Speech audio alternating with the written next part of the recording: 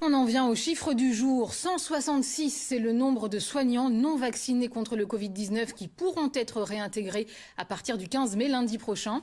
L'annonce a été faite la semaine dernière par le ministre de la Santé, François Braun. Bonsoir Julien Gall. Bonsoir. Les personnels hospitaliers et libéraux sont concernés.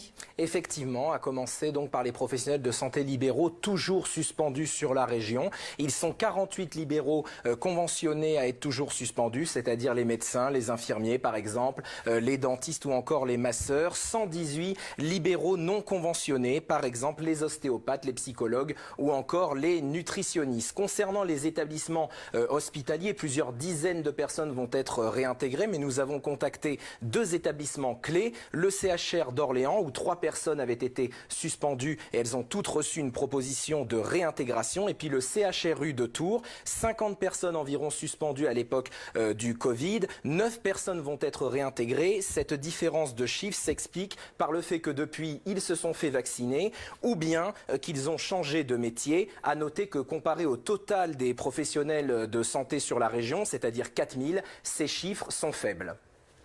Oui, et la proportion est également infime sur l'ensemble du territoire, Julien. Effectivement, puisque à la fin de l'été 2021, l'exécutif avait demandé à 2,7 millions de soignants, dont la liste s'affiche ici, de se faire vacciner. Il y a 2 mois, la proportion d'agents hospitaliers qui n'étaient pas vaccinés était de seulement 0,3% sur l'ensemble de la France. Côté libéraux, moins de 2000 soignants avaient été suspendus sur l'ensemble du territoire il y a 2 mois. C'est donc effectivement infime. Merci beaucoup, Julien, pour cet éclairage.